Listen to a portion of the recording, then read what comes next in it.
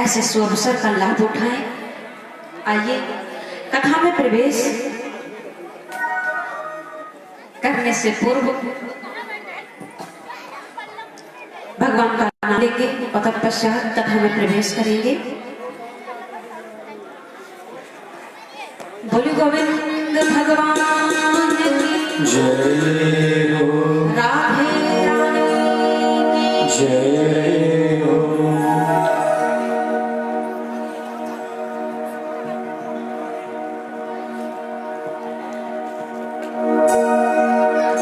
घनश्याम तेरी बंसी, घनश्याम तेरी बंसी पागल कर जाती है।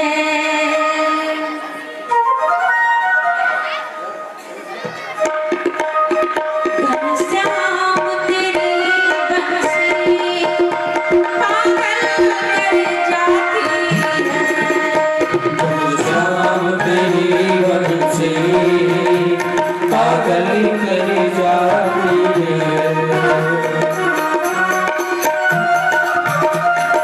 सभी लोग तालियों के साथ कर जाती है।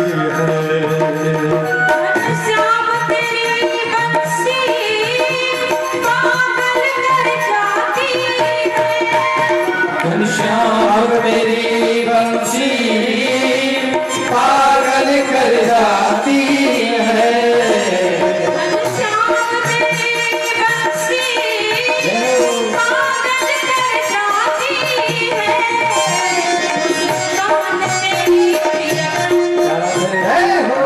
मुस्कान तेरी प्रियतम, मुस्कान तेरी प्रियतम घायल कर जाती है। मुस्कान तेरी मोहन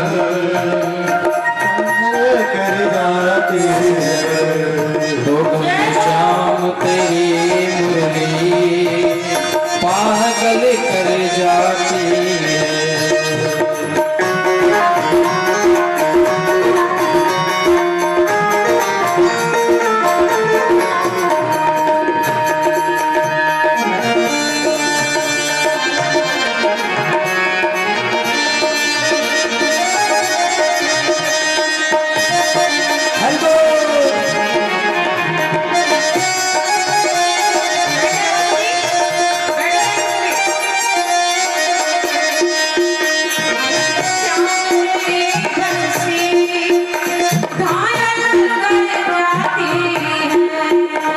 घनश्याम तेरी बंसी घायल कर जाती है।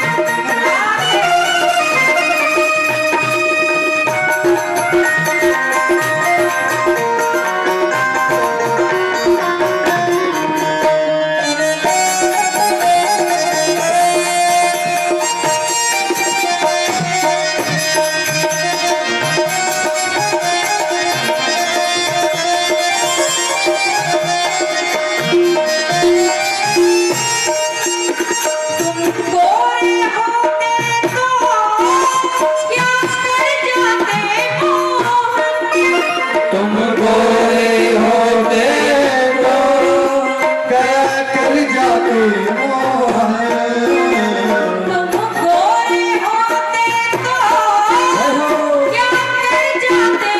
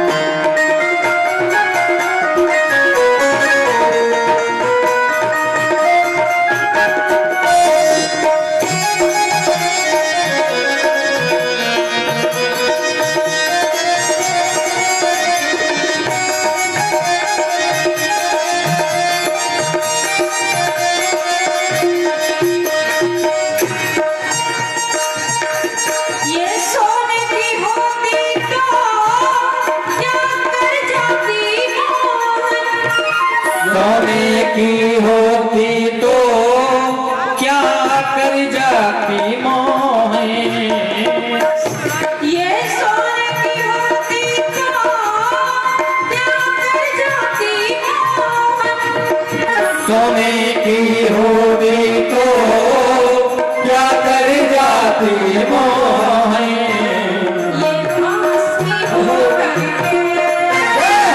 बांसुरी हो करके दुनिया को नचाती ये बांस की हो करके दुनिया को नचाती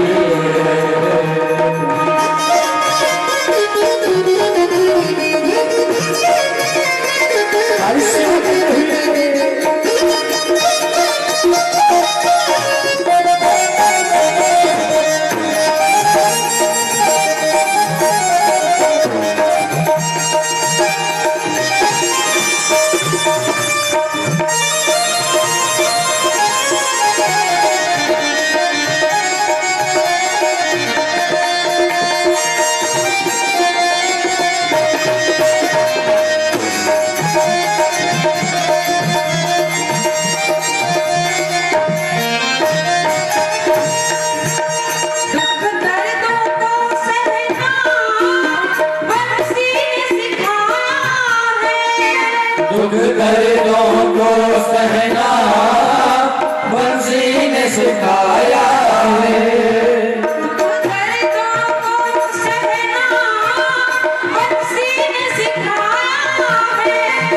दुख दर्दों को सहना बंसी ने सिखाया है प्यारे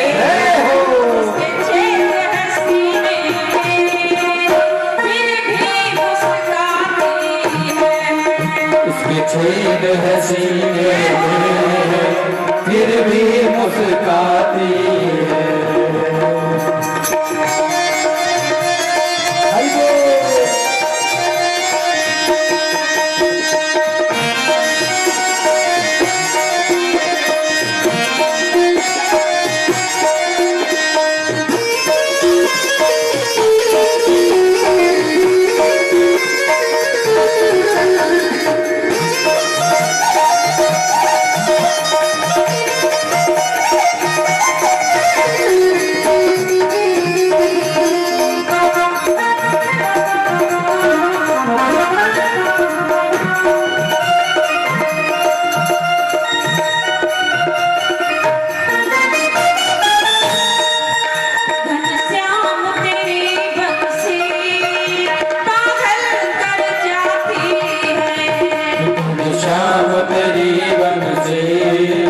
पागल कर जाती है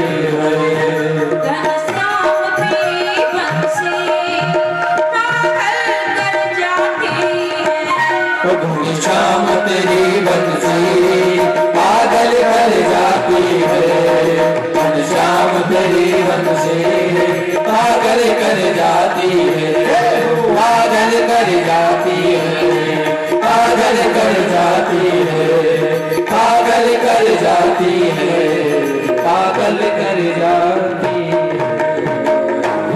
बोलिए गोविंद भगवान की जय राधे रानी की जय जय जय श्री राधे श्याम।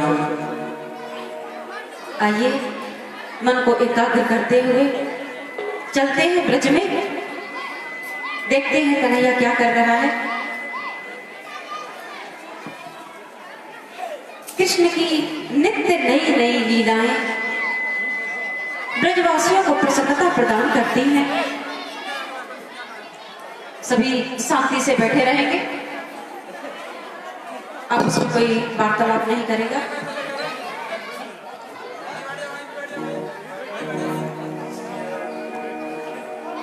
कन्हैया जब मुरली बजाते हैं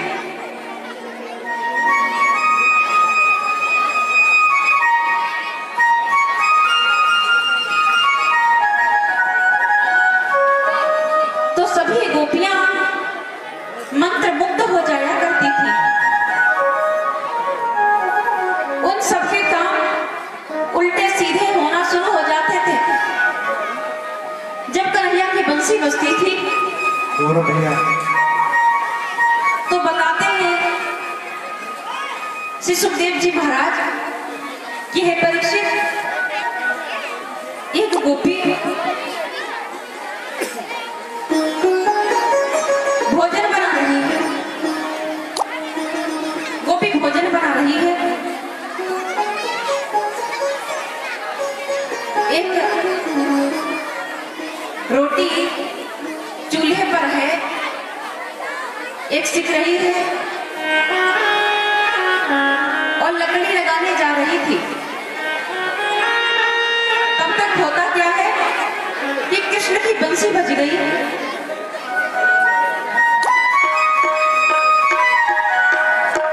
और जैसे ही कृष्ण की बंसी बजी तो गोपी ने लकड़ी की जगह बेलन लगा दिया और जब सासू माँ को मालूम पड़ा कि इसने बेलन जला दिया तो फिर गोपी पर डंडे पड़ते हैं। एक गोपी गाय धोने को जाती है और गाय धोने के लिए पात्र आगे नहीं लगा पाई थी और गाय धोना शुरू कर दिया था। तब तक कन्हैया की बंसी बजी और गाय धोती रही। पृथ्वी माता पर सारा दूध निकाल दिया गौ माता का। इस प्रकार की लीलाएं कृष्ण ब्रज में करते हैं और गोपियां सहज ही प्रभु भक्ति में लीन होकर के तन्मयता के साथ प्रभु में खो जाती थी। यही कृष्ण का प्रेम है गोपियों को, ब्रजवासियों को। प्रभु ने सभी लोग शांति व्यवस्था बनाए।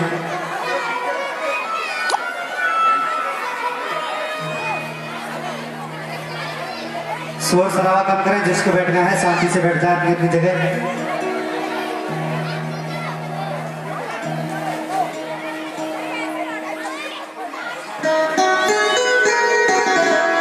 बोले गोविंद भगवान की जय हो। शांति से बैठे रहेंगे सभी।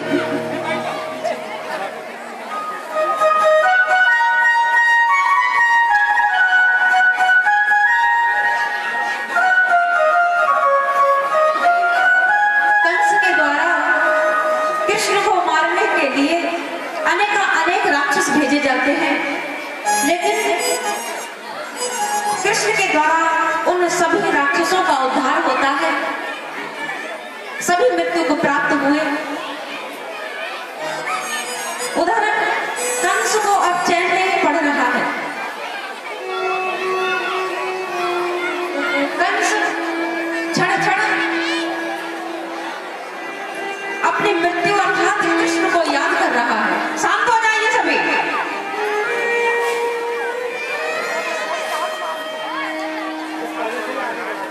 शांत हो जाए सभी।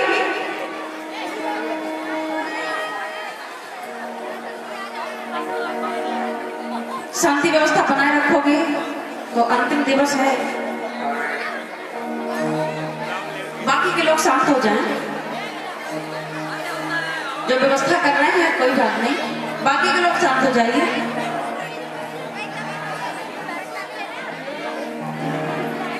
बोली गोविंद भगवान की जय हो।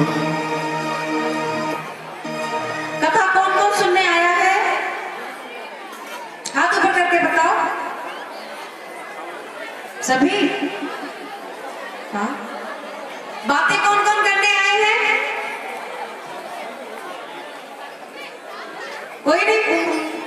बड़े झूठे हो। हम तो अभी देख रहे थे, सारे के सारे बात कर रहे थे। आज का सत्संग है हमारा और आपका, तो सहयोग कीजिएगा। सभी शांति व्यवस्था बनाकर बैठे रहेंगे।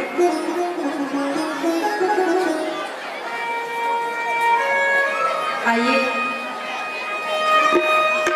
कथा में प्रवेश करेंगे। कथा में तभी आनंद आता है जब हम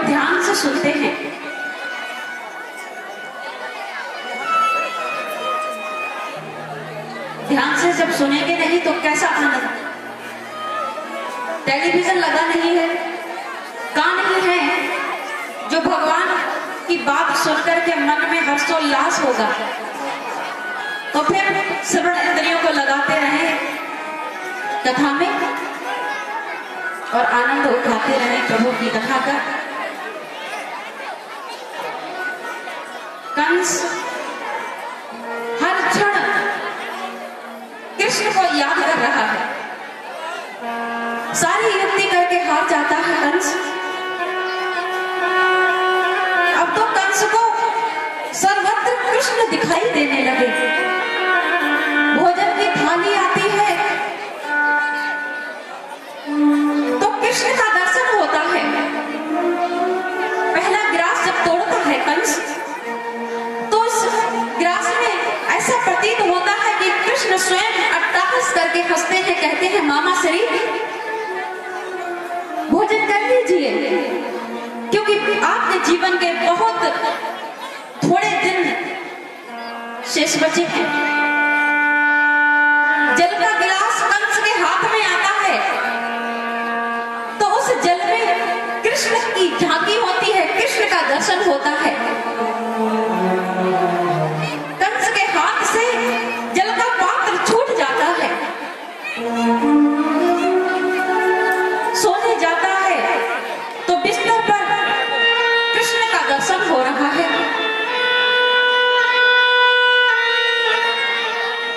अब तो कंस व्याकुल हो जाता है, पागल हो गया है कंस। उसे प्रत्येक वस्तु में कृष्ण दिखाई दे रहे हैं। श्री सुखदेव जी महाराज बताते हैं कि हे परीक्षित, जब कंस की ऐसी अवस्था हुई तो देवता वृंद कंस का दर्शन करने आए।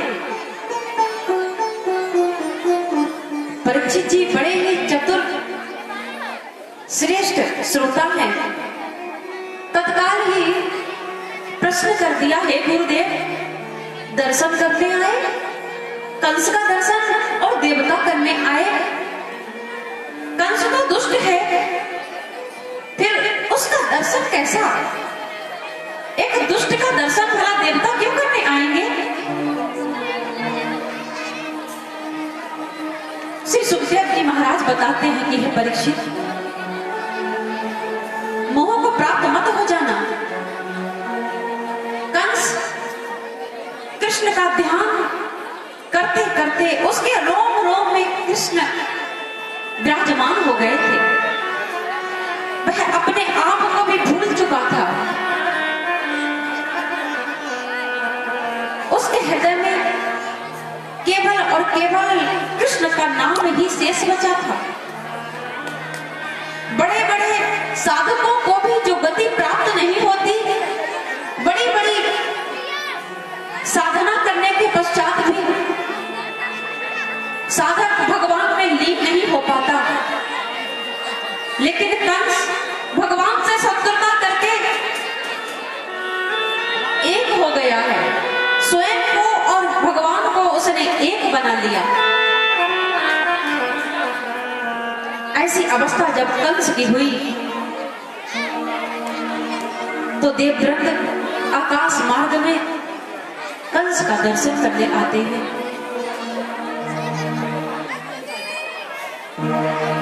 सुखदेव जी महाराज बताते हैं कि जीव को भगवान से कोई ना कोई रिश्ता जरूर बनाना चाहिए, क्योंकि रिश्ता जब मजबूत होता है ना तो आपका वर्चस्व भी मजबूत होता है। भगवान से चाहे पुत्र का रिश्ता बनाओ कि वो मेरे पुत्र हैं, भगवान से चाहे भाई का रिश्ता बनाओ, चाहे पति का रिश्ता बनाओ, मित्र का रिश्ता बनाओ, लेकिन रिश्ता जरूर बनाओ। और शत्रुता करो तो कंस जैसी, रावण जैसी, जो भगवान को आने पर विवश कर देते।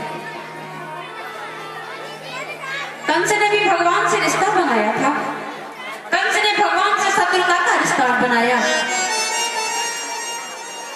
क्योंकि जीव अपने मित्र को इतना याद नहीं करता, लेकिन शत्रु को मनुष्य कभी नहीं भूलता। किसी से शत्रुता हो जाती है ना, तो मनुष्य बहुत याद रखता है, कहीं ऐसा ना हो अकेले दुकेले कहीं हमारे ऊपर घात कर दे। सचेत रहता है शत्रु से हमेशा। मित्र को तो भूल सकता है लेकिन शत्रु को नहीं। इसी प्रकार कंस भी हर क्षण कृष्ण को याद कर रहा था। उसके सारे पाप नष्ट हो गए, उसके हृदय में ठाकुर जी विराजमान हो गए। अब उसकी गति भी बदलने वाली है। आकाश मार्ग में सभी देवताओं ने कंस का दर्शन किया।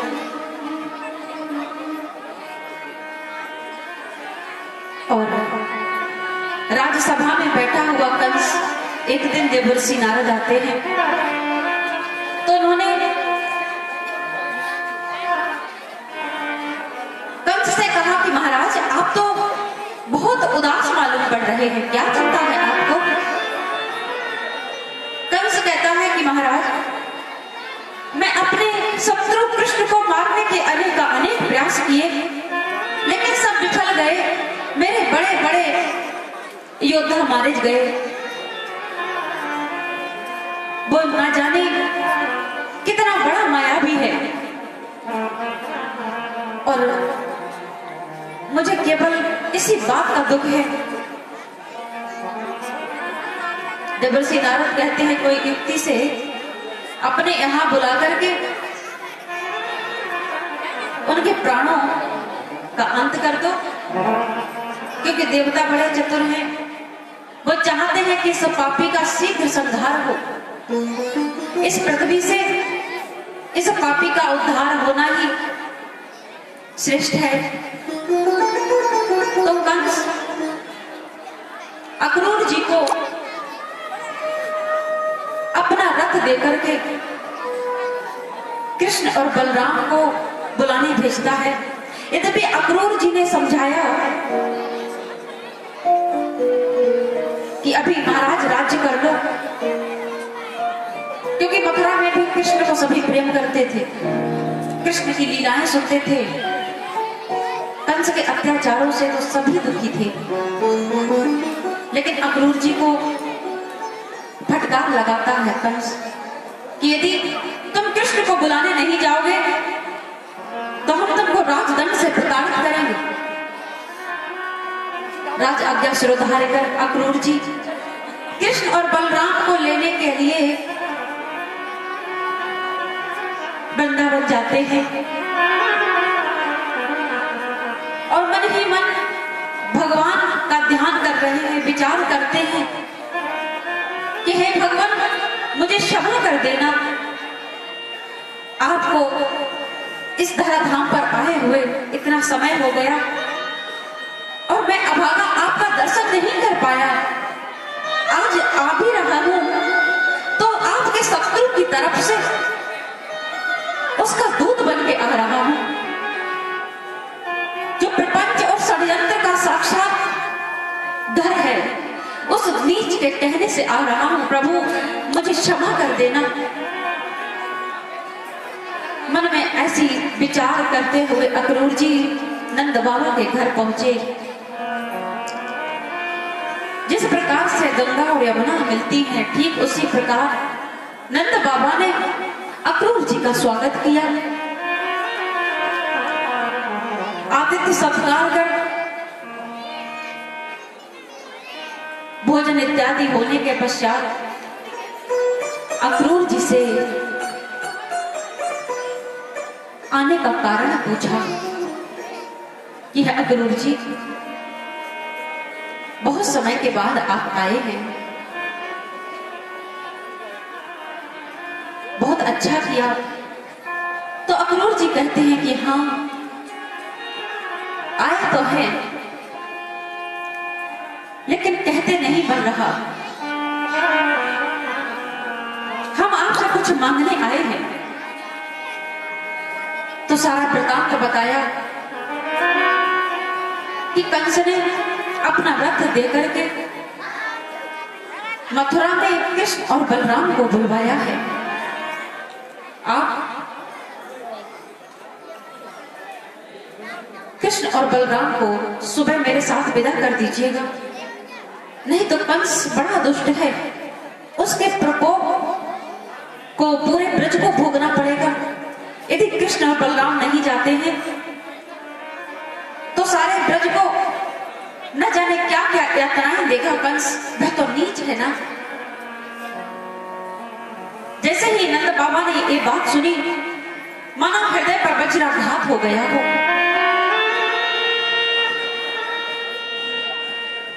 बहुत ज्यादा हृदय टूट जाता है नंद बाबा का। और यशोदा ने जब ये बात सुनी कि कृष्ण मथुरा जा रहा है, तब तो यशोदा जी व्याकुल हो उठी। कहने लगी, नहीं नहीं, मेरा कान्हा कहीं नहीं जा सकता। जब से इसका जन्म हुआ है तब से क्या कंस ने इसे मरवाने में कोई कसर छोड़ी है? और आज तो उसने हद ही कर दी। अपना रथ देकर के मेरे छोटे से बालक को बुलवाने के लिए भेज दिया। अक्रूर जी, आप भी बड़े निर्दयी हैं। आप इतने दिनों के बाद आए, और आए तो ऐसे आए कि हमारे प्राण मांगने आए हो। क्या तुम नहीं जानते कि मैं कृष्ण के बिना एक पल नहीं रह सकती? मेरा कान्हा कहीं नहीं जाएगा, मैं उसे कहीं नहीं भेजूंगी। अक्रूर जी जान गए कि ये ऐसे नहीं भेजेंगी, तो अक्रूर जी कहने लगे कि आप कैसे नहीं भेजोगी? उसके माता पिता की आज्ञा है। जैसे ही ये शब्द यशोदा के कानों में पड़े, बहुत हृदय टूटा है मैया का। कहती हैं, उसके माता पिता कौन है? उसके माता पिता मैं ही उसकी मैया हूं। कान्हा मेरा पुत्र है। पूरा ब्रज जानता है कि कान्हा मेरा पुत्र है। देवकी कौन होती है? आज्ञा देने वाली। वो क्या जानती है कान्हा के बारे में? उसकी सारी गतिविधि मुझसे अच्छा और कौन जान सकता है?